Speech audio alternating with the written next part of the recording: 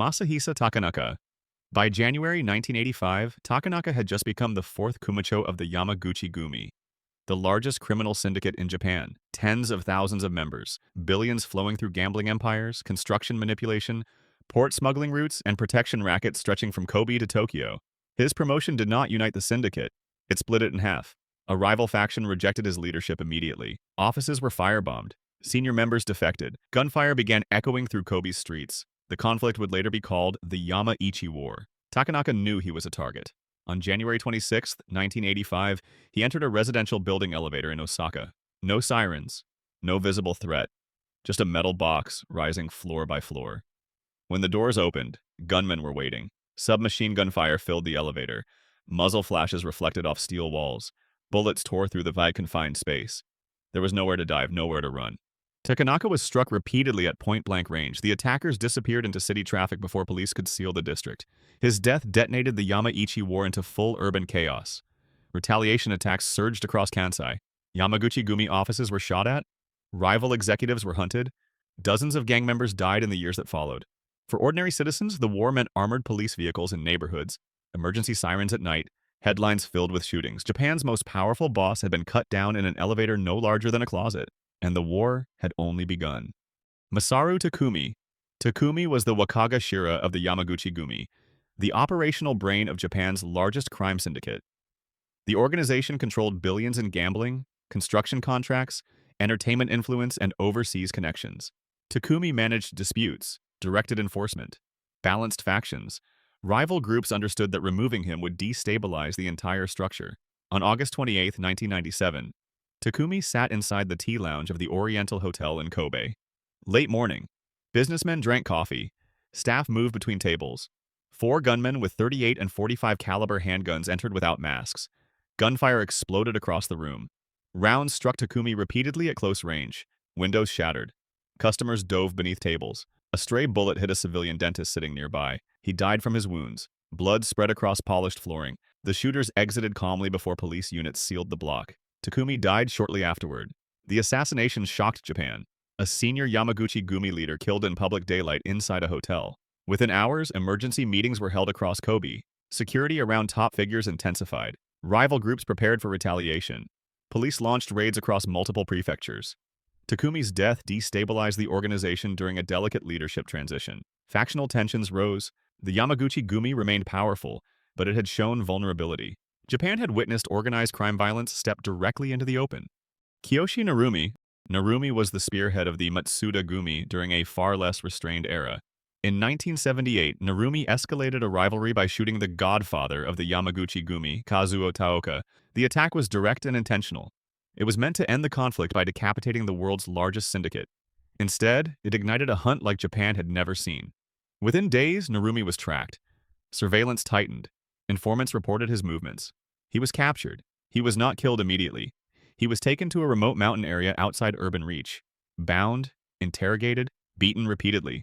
The retaliation was methodical, a statement to every syndicate in the region. When his body was discovered dumped along a mountain road, word spread quickly through underworld channels. Meetings were canceled.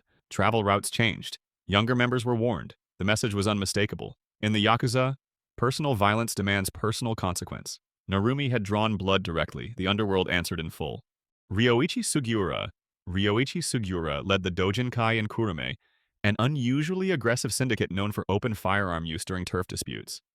They ran pachinko protection rackets, underground casinos, extortion networks, and enforcement crews that operated with visible intimidation. By 2007, the group was tearing itself apart in a violent succession conflict. Younger commanders wanted control of revenue streams. Guns were appearing more frequently in a country where firearms were rare. Police presence increased across Fukuoka Prefecture. Surveillance intensified. But Sugiura refused to hide. He believed reputation alone prevented assassination. In May 2007, he drove through Kurume in daylight traffic.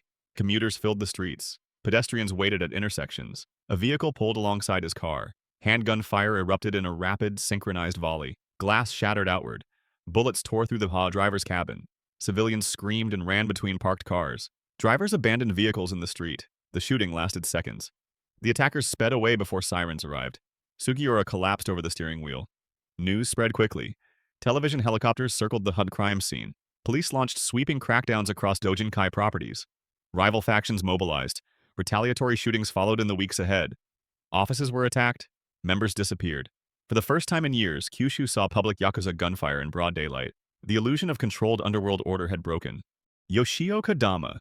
Yoshio Kodama operated above the street level. He was known as the Fixer, a power broker connecting right-wing groups, business tycoons, politicians, and Yakuza syndicates. He moved influence through favors and money, not pistols. After World War II, he helped shape the alliance between organized crime and conservative politics. He brokered deals behind sliding doors in Tokyo offices. He managed scandals before they surfaced. His influence extended internationally, but power built in shadow attracts enemies. In 1976, the Lockheed bribery scandal exploded, exposing millions in corruption payments. Kodama's name dominated headlines. Protesters gathered. Public outrage grew. Just weeks later, in March, a disgruntled actor piloted a small plane directly into Kodama's Tokyo residence in a kamikaze-style protest. The aircraft slammed into his bedroom. Flames, debris, national shock. Kodama survived. He survived scandal. He survived a plane crash. He survived public fury, but time does not negotiate. On January 17, 1984, he suffered a stroke. No gunfire followed, no assassination squad arrived. Yet his death triggered quiet reorganization. Political intermediaries distanced themselves. Backroom negotiations dissolved. Younger bosses lacked his influence. The bridge between gangland and parliament weakened overnight. Kodama did not die in violence, but when he fell, a decades-old system of invisible power fractured with him. Kazuo Taoka. Kazuo Taoka was called the Godfather of Kobe. As third Kumicho of the Yamaguchi-gumi, he transformed a dockworkers' gang into Japan's dominant criminal empire. Membership expanded nationwide. Revenues from gambling, labor mediation, entertainment control, and black market trade soared. He ruled through calculated intimidation. Violence was controlled, not chaotic. Rivals understood retaliation would be swift.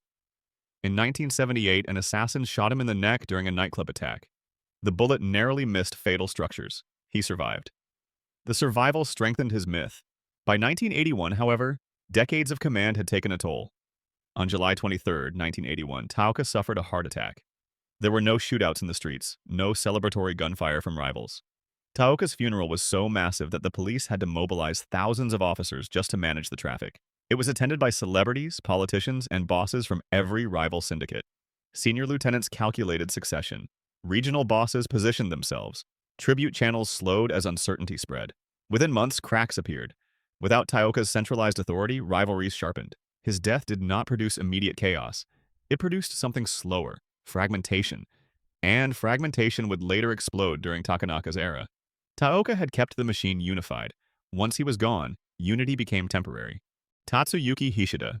By 2015, Tatsuyuki Hishida controlled the Iokai from Yokaichi, a syndicate rooted in illegal gambling, construction kickbacks, protection rackets, and quiet drug distribution moving through the port of Nagoya.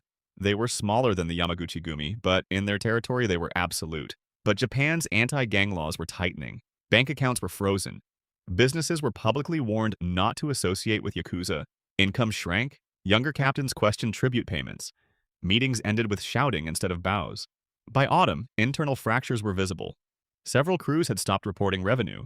Rumors spread that senior lieutenants were meeting rivals behind closed doors. On a cold November night in 2015, Hishida returned to his home in Mie Prefecture without escorts. No armored sedan, no advance sweep. Inside, men were already waiting. There was no gunfire, no neighbors called police. He was restrained quickly, hands bound, feet secured. The attack was controlled and deliberate. Blunt force strikes landed repeatedly to the skull. Not chaotic rage, punishment. By morning, police cordoned off the quiet residential street. News cameras gathered. Residents woke to headlines that a sitting boss had been executed in his own home. Within days, Iokai factions split. Mid-level members defected to rival syndicates. Police raided multiple offices. The organization collapsed from within. The underworld had eliminated its own leader. No warning shots, no negotiation. Power in Japan's crime world had shifted silently and permanently. Noboru Yamaguchi. Noboru Yamaguchi led the Yamaguchi-gumi in an era when violence was personal.